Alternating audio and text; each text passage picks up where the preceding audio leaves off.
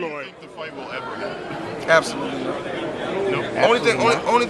Only way I think the fight with the guy who got 3 losses and I don't know how many draws. Only way that fight will happen is he has to leave Bob Arum. But I'm not telling him to leave Bob Arum because I know how the media are.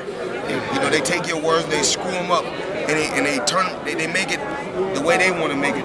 You know what I'm saying? But like I said before, Mayweather Promotions, Golden Boy Promotions, Miguel Cotto Promotions, we will do record-breaking numbers come May 5th. They don't seem to put that out there.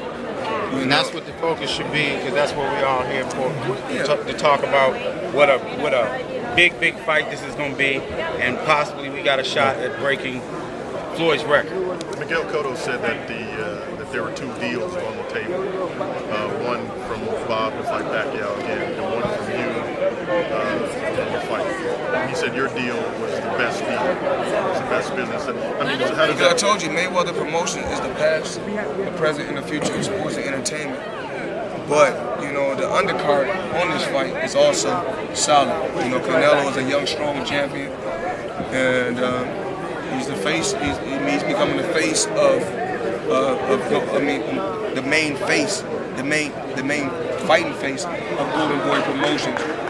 But you know, Ortiz is probably the most famous over there at this particular time because he has faced me. You know, and he got. It was a very controversial fight, but also very exciting. What do you expect Miguel to bring to the table in this fight? You've seen him fight. I've seen him fight, but not a lot. You think pressure? What are you expecting from him? I mean, he's a boxer. He's a boxer. I'm a boxer puncher. So, I can't really say which Miguel Cotto is going to come, but I know he will come to fight. Floyd, when he fought Zab Judah, a fighter who's known for his quick hands, one way he tried to neutralize that was, and we'll say it's accidental, but there were a lot of low blows to try to slow him down, slow Zab down. Is that a concern of yours at all? I think in a Zab Judah fight, you know, even when I faced Zab Judah, he was in survival mode when I fought Zab Judah. But you know, Zab Judah, I mean, I just can't knock him because, you know, when any guy faced Floyd Mayweather, they're going to push themselves to the limit in training camp to prepare themselves mentally and physically.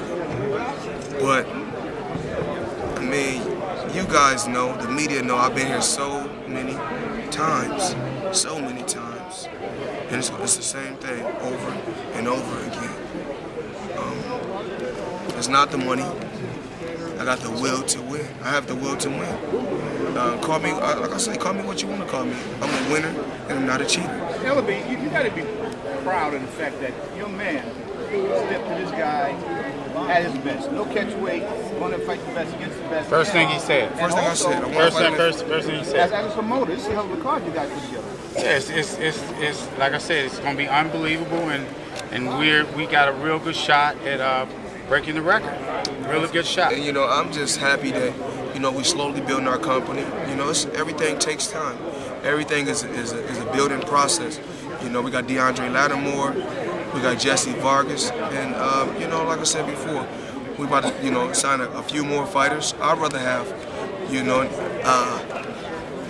not a lot of fighters, not a ton.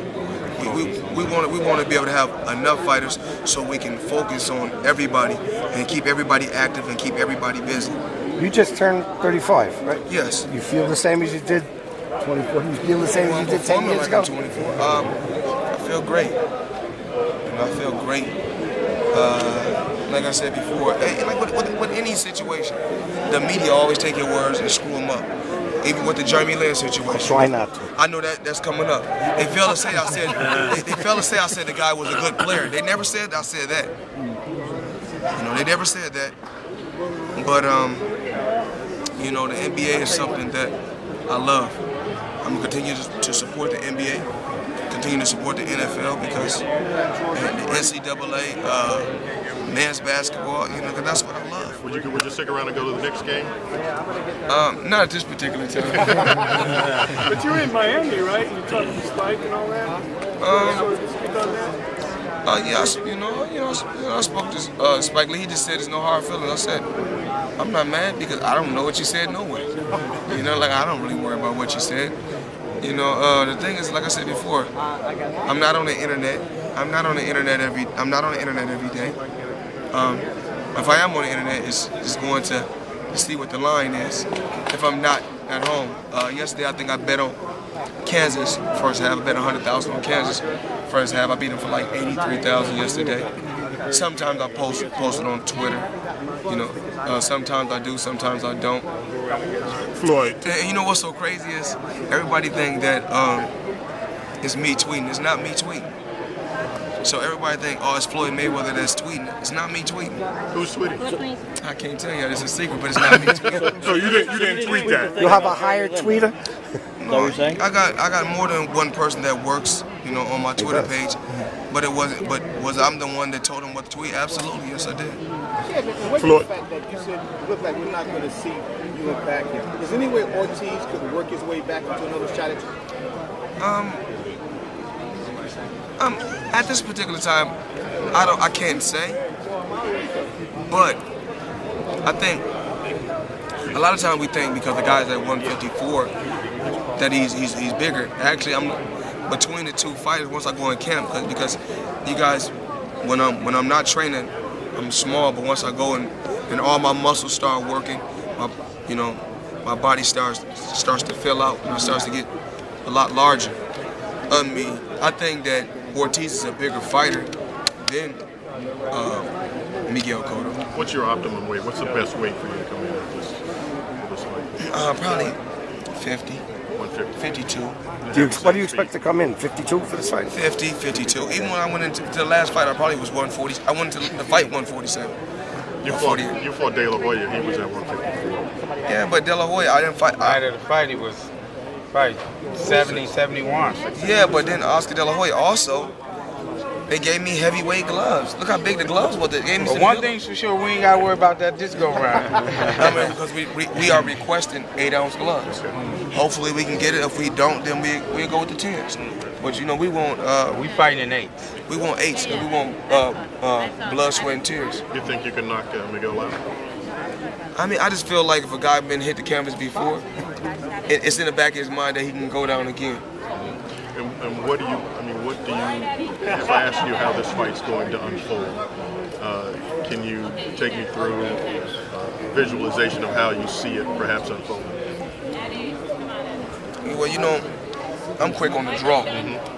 I'm real quick on the draw. And you got Antonio Margarito that was landing a lot, and he's a very, very slow. He's slow. We attack quick. We attack quick. We've been hit with good shots before, and like a true champion, shake it right off. Do you want to clarify exactly what you meant about Jeremy Lin so it gets out the way too much? I never said that Jeremy Lin. It isn't the thing that I just said, just because he's this, that's why he's this. No, we can turn the table right now, and we go back to where we was at before. Only thing let them also put everything that I said out there. I said Jeremy Lin was a good player. And you go back and look when he played against the Miami Heat.